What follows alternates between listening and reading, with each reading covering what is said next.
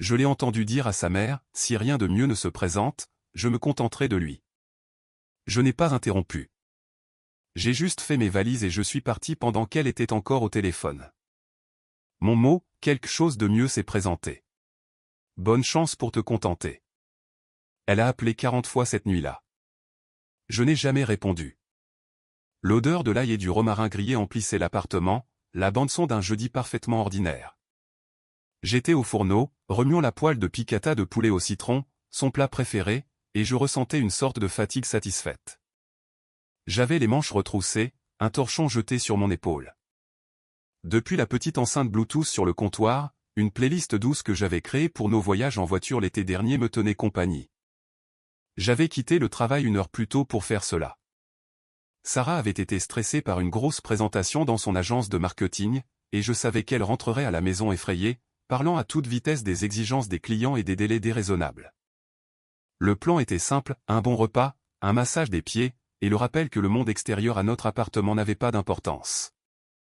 J'avais même acheté le Pinot Grigio coûteux qu'elle aimait, celui que j'appelais la migraine à 40 €, mais que j'achetais quand même parce que cela la faisait sourire. Mon téléphone a vibré sur le comptoir.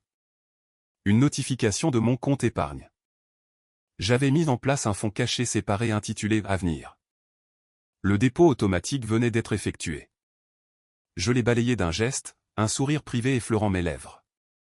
Dans 6, peut-être 7 mois de plus, la bague que j'avais repérée en ligne serait plus qu'un onglet laissé ouvert dans mon navigateur.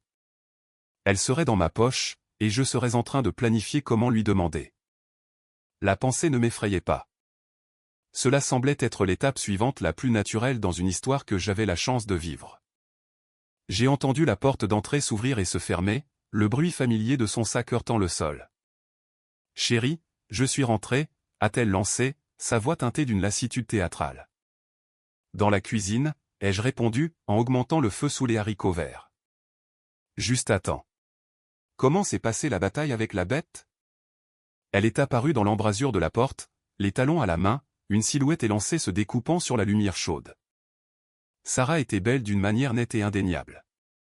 Depuis 3 ans, cette vision me provoquait une petite secousse de « Comment ai-je pu avoir autant de chance ?» Elle l'est toujours. La bête est terrassée, et je suis victorieuse, a-t-elle déclaré, laissant tomber ses chaussures et s'approchant pour déposer un baiser rapide et gras sur ma joue. Elle a jeté un coup d'œil dans la poêle. Tu es un saint. Un saint culinaire domestique. J'aurais juste pleuré dans un bol de céréales. C'est pour ça que je suis là, ai-je dit en la heurtant de la hanche. Pour te sortir de ton désespoir à base de céréales. Elle a souri, attrapant un morceau de poulet dans la poêle et soufflant dessus. Et tu le fais si bien.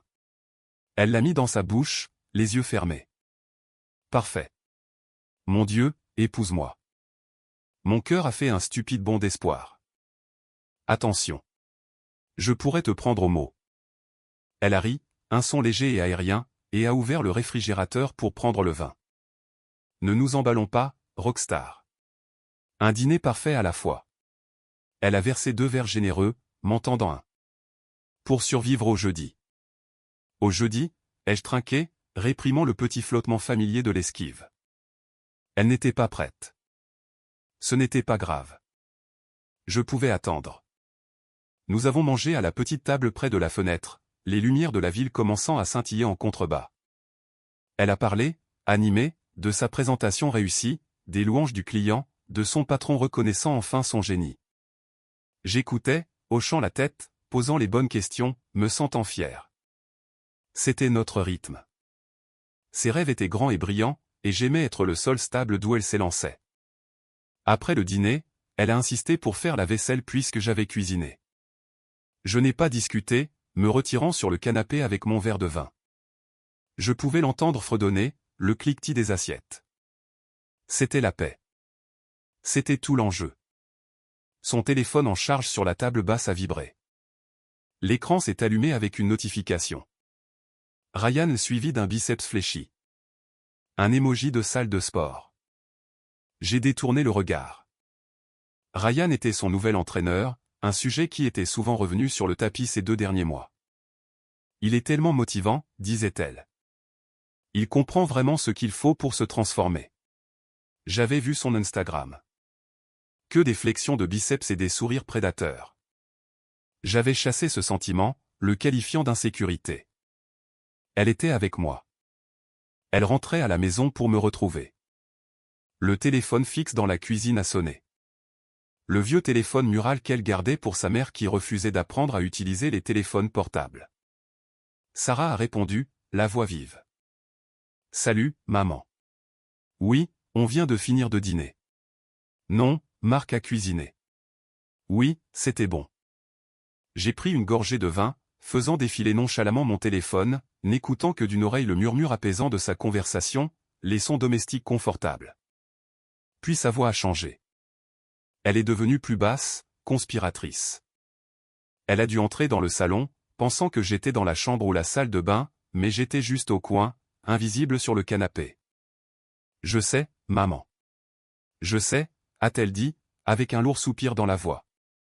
C'était le soupir qu'elle utilisait pour discuter d'un projet de travail fastidieux. Tu n'as pas besoin de continuer à demander. Une pause. J'ai arrêté de faire défiler. Écoute, il est bien. Il est stable. Il m'aime.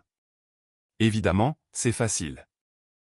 Les mots étaient comme de petites gouttes d'eau froide le long de ma colonne vertébrale. Bien. Stable. Facile. Je ne gaspille rien, a-t-elle dit, une pointe de défensive se glissant dans sa voix. C'est juste pratique. Sais-tu quel serait mon loyer toute seule? Et il s'occupe de toutes les choses ennuyeuses. Les réparations de la voiture, les impôts. C'est comme avoir un assistant à domicile qui paie la moitié des factures. Le verre de vin est soudain devenu lourd dans ma main. Le liquide, qui avait une agréable teinte dorée quelques instants auparavant, semblait maintenant toxique. Sa voix s'est encore abaissée, un murmure destiné à rester secret. Je garde juste mes options ouvertes. D'accord. Ryan de la salle de sport. Il est différent. Il a cette vibe de start-up. Il va aller loin. C'est excitant. Il m'a envoyé un message aujourd'hui pour qu'on aille prendre un verre ce week-end. Marc est juste sûr. Sûr. Le mot flottait dans l'air. Suffocant. Ce n'était pas un compliment. C'était le diagnostic d'une platitude incurable. Puis est venu le coup de poignard. Asséné avec la cruauté désinvolte de quelqu'un qui discute de la météo. J'ai un calendrier. Ne t'inquiète pas. Si rien de mieux ne se présente d'ici, disons, mon anniversaire, je me contenterai probablement de lui. Au moins, je sais qu'il ne me quittera jamais. Me contenter de lui. Les mots n'ont pas seulement atterri. Ils ont pulvérisé la réalité des 3 dernières années. Chaque « je t'aime », chaque moment de soutien silencieux, chaque sacrifice, chaque rêve que j'avais murmuré dans le noir, tout s'est dissous en une seule transaction crue. J'étais le plan de secours, le lot de consolation, le port sur où elle accosterait si son navire ne trouvait pas un port plus glamour. Un étrange silence métallique a rempli ma tête, noyant ses murmures continus à sa mère. J'ai regardé ma main. Elle était parfaitement stable. J'ai posé le verre de vin sur la table basse sans un bruit. L'odeur de citron et d'ail, si réconfortante quelques instants plus tôt, me soulevait maintenant le cœur. C'était l'odeur d'une performance. Une performance dont je ne savais pas que j'étais la vedette. Je me suis levé. Le mouvement était automatique. Je n'ai pas regardé vers le couloir où sa voix complotait encore tranquillement. Je suis entré dans notre chambre, mais pas mesuré et silencieux. Je suis allé au placard et j'ai sorti mon vieux sac de sport de l'étagère du haut. J'ai ouvert les tiroirs de ma commode. Je n'ai pas réfléchi. J'ai juste agi. Chaussettes, sous-vêtements, t-shirt, quelques paires de jeans. J'ai pris l'essentiel de la salle de bain, brosse à dents, rasoir, déodorant. Mon passeport, ma carte de sécurité sociale et le dossier avec le titre de propriété de ma voiture dans la boîte ignifugée. Mon ordinateur portable et son chargeur sur le bureau. J'ai fait mes bagages avec une efficacité glaçante. J'ai laissé tous les cadeaux qu'elle m'avait jamais offerts. La montre, le pull, le livre en édition originale. J'ai laissé les photos encadrées sur la commode. J'ai laissé l'avenir que j'avais construit dans mon esprit, comme un château de sable dont je voyais maintenant qu'il avait été construit sur une vasière. Sur le petit bureau dans le coin, j'ai pris une seule feuille de papier d'imprimante et un stylo. Je suis resté là, écoutant le murmure lointain de sa voix, complotant toujours son évasion de la prison de ma dévotion. La note n'a nécessité aucune réflexion. Les mots étaient déjà là, formés des cendres des siens. En lettres capitales propres, j'ai écrit « Quelque chose de mieux s'est présenté. Bonne chance pour te contenter. » Je n'ai pas signé. Elle saurait. Je suis retourné dans la cuisine. Les restes calcinés des haricots verts étaient encore dans la poêle. J'ai placé la note bien en évidence sur le comptoir, la lestant avec le tire-bouchon de la bouteille de vin coûteuse. J'ai jeté le sac de sport sur mon épaule. Je n'ai pas jeté un dernier regard. Il n'y avait plus rien pour moi ici, juste le décor d'une pièce de théâtre qui s'était terminée brusquement et pour toujours. J'ai ouvert la porte d'entrée et je suis sorti dans le couloir, la tirant derrière moi avec un clic doux et final. Le son de sa voix avait disparu. La descente en ascenseur fut silencieuse. Mon reflet dans les portes en acier brossé semblait inconnu, calme, vidé, comme une maison après le départ des déménageurs. Je suis monté dans ma voiture, j'ai jeté le sac de sport sur le siège passager et j'ai démarré le moteur. En m'éloignant du trottoir, je n'ai pas levé les yeux vers la fenêtre de l'appartement que j'appelais ma maison. J'ai juste conduit, les lumières de la ville se transformant en traînées de couleurs dénuées de sens. Le silence engourdi et propre remplissant l'espace où mon cœur avait été. L'engourdissement a persisté, une couverture épaisse et isolante entre mon système nerveux et le monde. Je conduisais en pilote automatique, les mains lâches sur le volant, suivant l'itinéraire familier, non pas vers mon bar habituel après le travail ou chez un ami, mais vers un hôtel de chaîne générique de milieu de gamme de l'autre côté de la ville. C'était un endroit pour les voyageurs d'affaires et les liaisons discrètes, anonymes et propres. Parfait. J'ai payé pour une semaine en espèces de mon fonds d'urgence, une habitude que mon père financièrement prudent m'avait inculquée et qui ressemblait maintenant à un acte prémonitoire d'autoconservation. La chambre était beige et silencieuse. J'ai laissé tomber le sac de sport sur le porte-bagages, le bruit sourd résonnant dans l'espace stérile. Pendant un long moment, je suis resté là, à écouter le bourdonnement du mini-réfrigérateur. Puis, avec le même calme méthodique, j'ai sorti mon téléphone. Je n'ai pas parcouru les photos ni relu les anciens messages. Je suis allé directement dans les paramètres. Je l'ai retiré de localiser mes amis. J'ai changé le mot de passe de notre compte de streaming partagé, celui sous mon adresse email, ma carte de crédit. Je me suis désabonné d'elle sur toutes les plateformes de médias sociaux. Pas un blocage, pas encore. Un désabonnement était plus silencieux, moins dramatique. C'était un effacement d'elle de ma vue quotidienne. J'ai mis son contact en mode ne pas déranger, faisant taire la tempête que je savais imminente sans lui donner la satisfaction d'un blocage immédiat et colérique.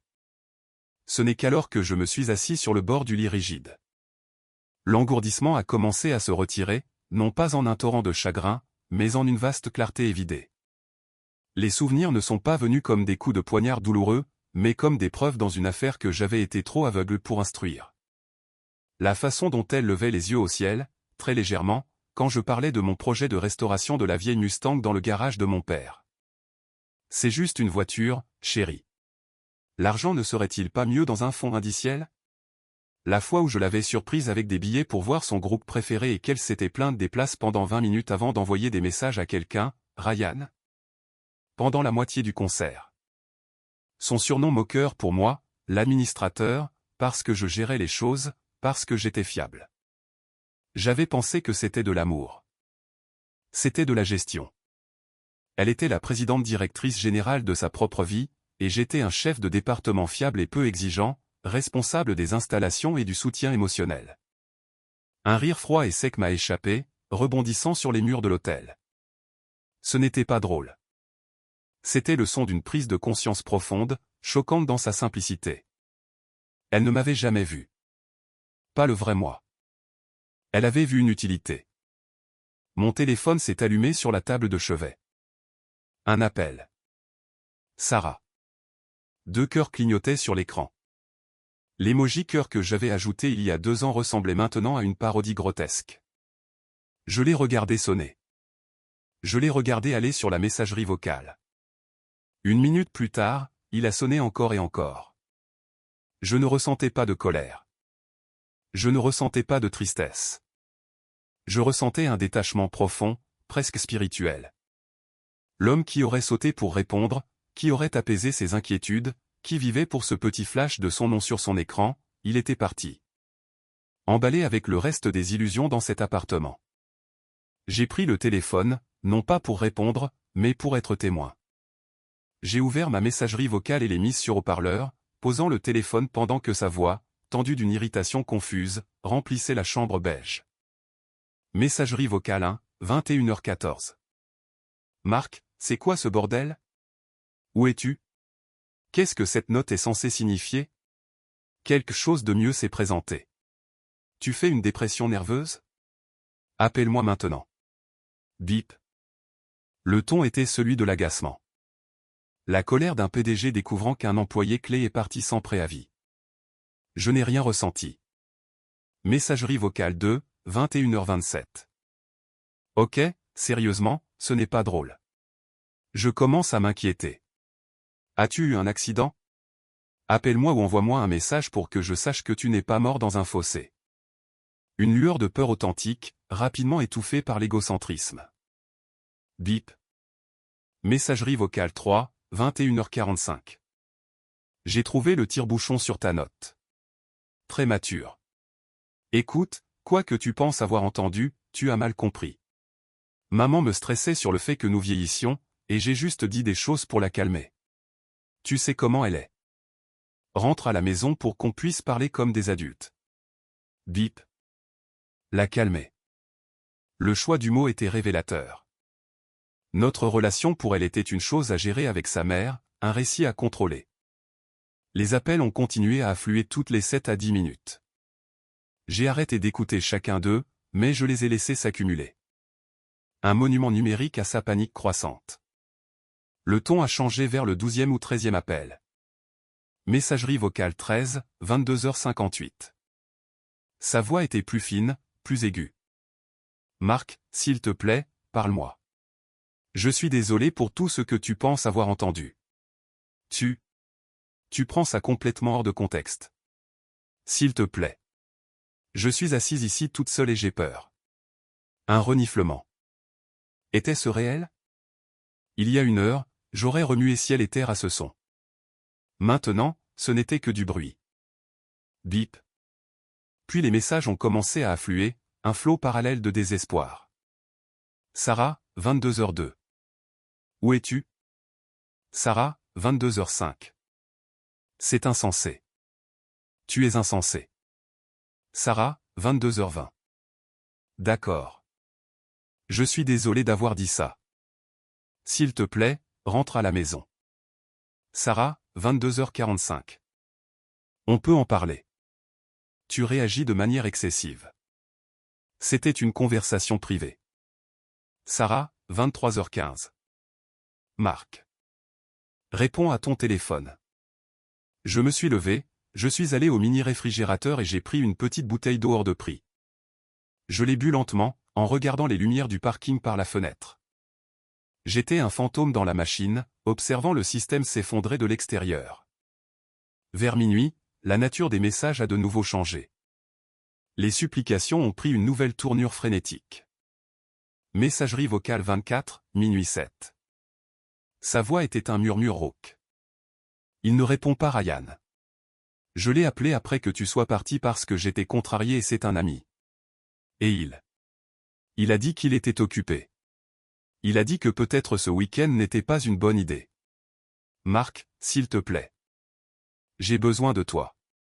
Une partie de moi, la vieille partie blessée, a ressenti une pointe vicieuse de satisfaction. La vibe de start-up excitante avait mieux à faire. Elle fut rapidement ensevelie sous une montagne d'indifférence. Son besoin de moi naissait d'une soudaine pénurie, pas d'une valeur authentique. Les messages sont devenus incohérents. Sarah, minuit 30. J'ai fait une erreur. Tu n'es pas un lot de consolation. J'ai été stupide. C'était juste des paroles en l'air. Sarah, minuit 41. Tu as promis que tu ne partirais jamais. Tu l'as promis. Sarah, 1h05. Je t'aime. Vraiment. Tu dois me croire. Tu dois le faire. Un ordre. Même dans ses supplications abjectes, le sentiment que tout lui était dû transparaissait. J'étais censé être là, à absorber cela, à réparer cela. Mon refus de jouer mon rôle était, à ses yeux, la trahison ultime. J'ai finalement pris le téléphone, non pas pour lui répondre, mais pour envoyer un seul message à mon plus vieil ami, David. Il vivait à 3 fuseaux horaires de distance, un graphiste insomniaque. Moi, 1h17. Salut. J'ai quitté Sarah. C'est fini. Je ne veux pas parler ce soir. Je ne voulais juste pas que tu entendes une version folle plus tard. Je suis en sécurité. Sa réponse fut instantanée. David. Putain de merde. Ok, la sécurité c'est le principal. Bois de l'eau. Je suis là. Pas besoin de détails. Le soutien simple et inconditionnel était une encre dans l'étrange mer silencieuse où je flottais. Je n'ai pas pleuré. Je me sentais déshydraté, vide. Le dernier message vocal est arrivé à 2h03. Sa voix était brisée, à peine audible à travers des larmes qui semblaient réelles cette fois-ci. Né de la conséquence pure et terrifiée. Messagerie vocale 40, 2h03. Je ne sais pas quoi faire. Je suis assise par terre dans la cuisine. C'est si calme. S'il te plaît, Marc, je ferai n'importe quoi. Ne me laisse pas comme ça. Tu es ma personne. Tu ne peux pas juste disparaître. Tu ne peux pas juste disparaître. Mais je le pouvais. Je l'avais fait. L'administrateur avait démissionné. Le port avait levé l'ancre et navigué dans l'obscurité. J'ai branché mon téléphone sur le chargeur, écran vers le bas. J'ai pris une douche dans la salle de bain générique de l'hôtel, me débarrassant de l'odeur du poulet au citron, le parfum de notre ancienne vie. Je me suis allongé dans le lit inconnu, dans le noir, le bourdonnement sporadique de mon téléphone sur la table de chevet, un écho s'estompant d'un monde qui ne me concernait plus. Alors que je sombrais dans un sommeil léger et sans rêve, ma dernière pensée n'était pas pour elle, ni pour l'appartement, ni pour l'avenir que j'avais perdu. C'était une considération simple et pratique pour le matin. Je devais trouver un agent immobilier et un avocat.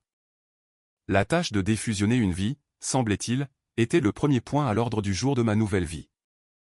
Le silence, pour la première fois depuis des années, ressemblait à la paix, pas à la solitude. Le premier matin à l'hôtel, je me suis réveillé à 6h07, 1 heure avant mon réveil. Pendant une seconde désorientante, je ne savais pas où j'étais. Puis les murs beige stériles m'ont ramené au présent. Et avec cela n'est pas venu une vague de chagrin, mais un profond sentiment de détermination. J'avais 47 appels manqués et un flot de messages qui se lisaient comme les étapes du deuil écrites par un sociopathe. Je ne les ai pas lus. J'ai ouvert mon ordinateur portable, j'ai trouvé le numéro de l'avocat spécialisé en divorce le mieux noté de la ville et j'ai pris un rendez-vous pour cet après-midi. Ensuite, j'ai trouvé un agent immobilier spécialisé dans les ventes rapides et discrètes. Mon appel suivant a été pour mon propriétaire, expliquant qu'il y avait eu une rupture domestique soudaine et que je quittais ma moitié du bail, avec effet immédiat. J'ai offert de payer 2 mois de loyer pour éviter les pénalités. Lui, un homme plus âgé qui en avait vu d'autres, a juste soupiré et dit « Envoyez-moi l'avis formel par email, mon garçon. » Désolé d'apprendre ça. À 9h, j'étais assis dans un café, l'accord de provision de l'avocat signé et renvoyé par email. Le processus était froid, clinique, et exactement ce dont j'avais besoin. Mon mariage, ou ce que j'avais cru être un prélude à un mariage, était maintenant une question de division des biens. Il n'y avait pas de bien commun, à l'exception d'un chat qu'elle avait adopté et que j'avais payé. Elle pouvait le garder. Mon téléphone a vibré. Ce n'était pas Sarah. C'était sa mère, Diane. J'ai répondu, non par obligation, mais par curiosité. Marc, Dieu merci. Sarah est hors d'elle. Que se passe-t-il, bon sang?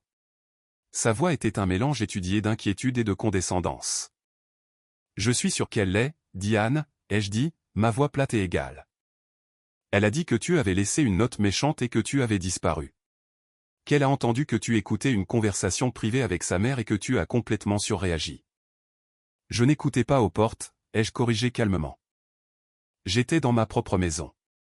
Elle a parlé à portée de voix et je n'ai pas surréagi. J'ai réagi de manière appropriée aux informations que j'ai reçues. C'était une conversation de fille, Marc. Tu sais comment nous sommes. Elle ne le pensait pas. J'ai pris une gorgée de café. Elle pensait chaque mot. Elle ne voulait juste pas que je les entende. La vérité ne devient pas un mensonge simplement parce qu'elle est entendue par hasard. Diane a bafouillé. Après tout ce que vous avez construit, tu vas tout jeter à cause d'un stupide appel téléphonique?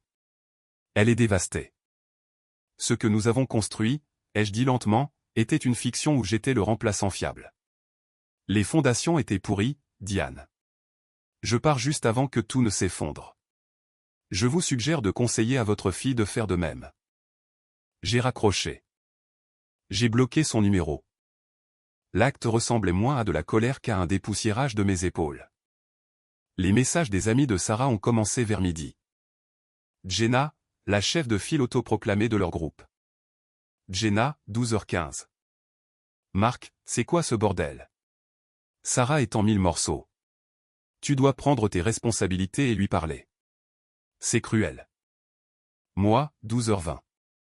Demande-lui exactement ce qu'elle a dit à sa mère au téléphone hier soir. Mot pour mot. Ensuite, décide de quel côté tu es. Il y a eu une longue pause. Puis Jenna, 13h05. Elle a dit que tu avais mal compris, que tu prenais ça hors de contexte. Je n'ai pas répondu. La défense du malentendu était un bouclier pour l'indéfendable. 1 heure plus tard, un autre message est arrivé. Jenna, 14h11. Ok. J'ai demandé. Elle m'a dit. Mec, c'est dégueulasse. Je suis désolé. Je n'ai pas répondu. La vérité, une fois exposée, avait le don de libérer les gens bien et d'exposer les autres. La semaine suivante fut une étude de réorganisation silencieuse. J'ai trouvé un appartement meublé avec un bail de 6 mois, une boîte propre et moderne sans souvenir.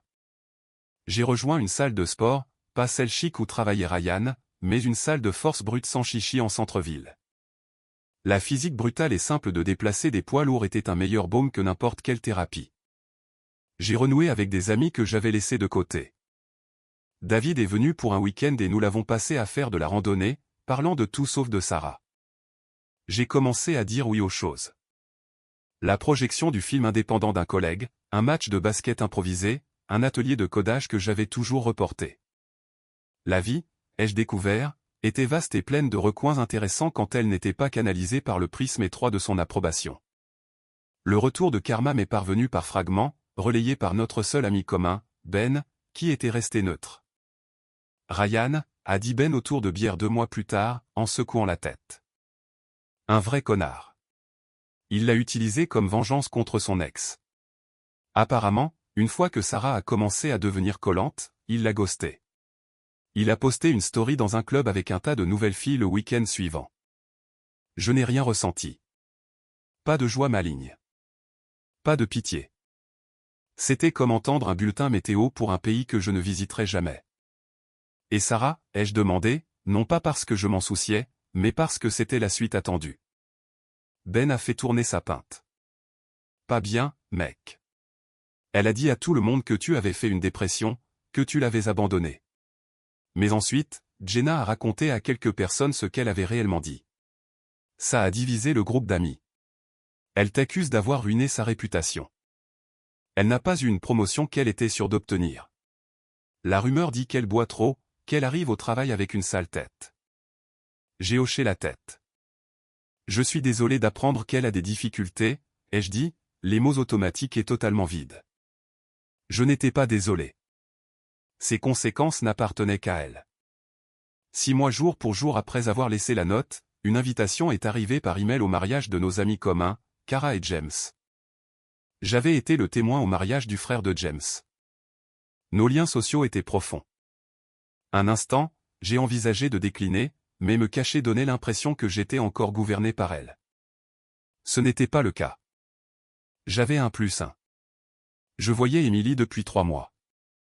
C'était une architecte paysagiste avec une énergie calme et ancrée et un rire qui venait du ventre. Elle connaissait les grandes lignes de mon passé, la version éditée et non amère. Quand je lui ai montré l'invitation, elle a juste souri et dit, « J'ai entendu dire que Cara fait un excellent gâteau. Je suis partante si tu le es. » Le matin du mariage, j'ai enfilé un costume bleu marine sur mesure que je m'étais acheté, une célébration du nouveau travail que j'avais décroché. Émilie portait une simple robe vert émeraude qui faisait scintiller ses yeux. Elle m'a regardé pendant que je redressais ma cravate. « Ça va ?» a-t-elle demandé, sa main sur mon bras. J'ai regardé notre reflet dans le miroir. Un homme confiant, une belle femme, un front uni de bonheur tranquille. Je n'ai jamais été mieux, ai-je dit, et je le pensais. Le mariage avait lieu dans le conservatoire d'un jardin botanique. Des guirlandes lumineuses scintillaient contre le plafond de verre, et l'air était épais de l'odeur des fleurs et du champagne. Je tenais la main d'Émilie pendant que nous nous mêlions aux invités, échangeant des salutations faciles avec de vieux amis qui nous regardaient à deux fois, puis éclataient en sourires sincères. Le récit de ma dépression n'avait clairement pas tenu la route ici. J'ai vu Sarah de l'autre côté de la pièce avant qu'elle ne me voie. Elle se tenait près d'une fougère en pot, seule, tenant un verre de vin blanc. Elle portait une robe noire moulante qui visait la sophistication mais qui tombait dans le forcé. Son maquillage était impeccable mais lourd, un masque sur une fatigue palpable. Elle scrutait la foule, la posture rigide. Elle ressemblait à une invitée à la fête de quelqu'un d'autre. Nos regards se sont croisés. Tout son corps a sursauté comme si elle avait été électrocutée. La couleur a quitté son visage, puis est revenue en plaque rouge. Son regard a sauté de moi à Émilie, sa main dans la mienne, et son expression a traversé le choc, la fureur, et un espoir désespéré et pathétique. Elle a posé son verre avec un cliquetis et a commencé à se faufiler à travers la foule vers nous. Émilie a serré ma main. C'est elle, n'est-ce pas? Oui. Veux-tu que je reste ici, ai-je dit, ma voix calme. S'il te plaît. Sarah s'est arrêtée à quelques mètres, ses yeux me dévorant avec une faim qui me retournait l'estomac. Marc, mon nom était une expiration haletante. Tu es venu. Cara et James sont de bons amis, ai-je dit, mon ton poli, celui que l'on utiliserait avec une vague connaissance. Ses yeux se sont de nouveau tournés vers Émilie, puis de nouveau vers moi, suppliant. Tout ce que tu as à dire peut être dit ici, ai-je répondu.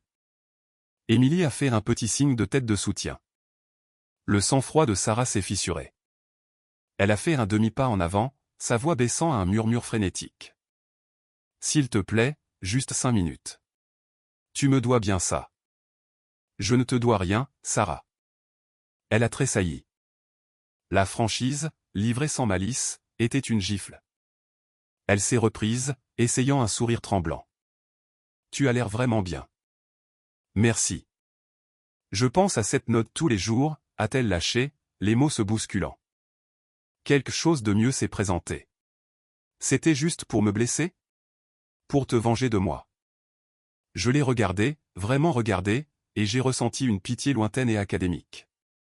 Elle pensait toujours que tout tournait autour d'elle, un rebondissement dramatique dans son histoire. Non, ai-je dit, ma voix égale. C'était l'énoncé d'un fait. Et jeté un coup d'œil à Émilie, qui m'a offert un petit sourire privé. C'est arrivé. Le visage de Sarah s'est décomposé.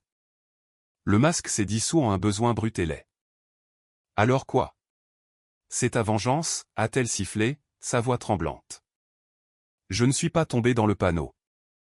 La colère qu'elle voulait, l'engagement émotionnel, était une monnaie que je n'utilisais plus. Sarah, tu as dit à ta mère que tu attendais quelque chose de mieux que moi. Tu as eu ton vœu. Tu n'es pas avec moi. J'espère que tu as trouvé ce que tu cherchais. Mais je ne l'ai pas trouvé. Le cri était trop fort.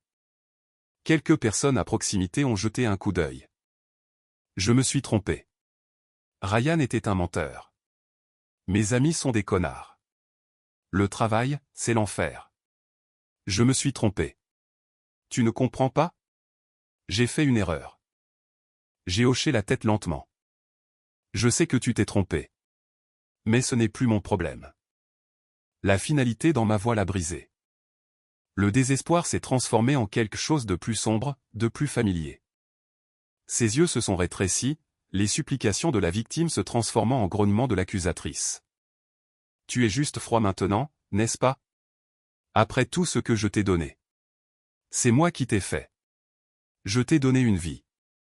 Et toi, tu m'as juste quitté. C'était la vraie Sarah.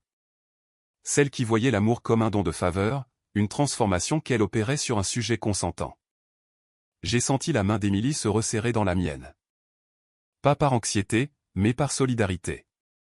Tu ne m'as pas fait, Sarah, ai-je dit, ma voix si basse qu'elle a dû se pencher pour l'entendre par-dessus la musique. Tu me gérais, et j'ai démissionné. Excuse-nous. Je n'ai pas attendu de réponse.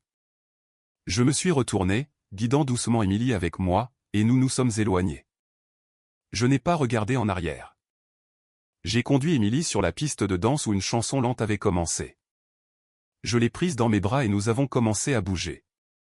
Par-dessus son épaule, dans le reflet du verre sombre, j'ai vu l'image finale. Sarah se tenait figée là où nous l'avions laissée, totalement seule dans la foule, les mains serrées le long de son corps. C'était une statue de la défaite. Puis elle s'est retournée et a presque couru, disparaissant dans l'ombre des fougères. Je me suis concentré sur la femme dans mes bras. Émilie a posé sa tête sur mon épaule. Ça va, ah. Tel murmurait. Je l'ai serré plus fort contre moi. Sa chaleur, un contraste tangible avec le souvenir froid qui s'estompait déjà derrière moi. La musique a enflé, les lumières ont scintillé, et l'avenir, brillant et sans fardeau, s'étendait devant nous. Je suis parfait, ai-je dit, et je l'étais.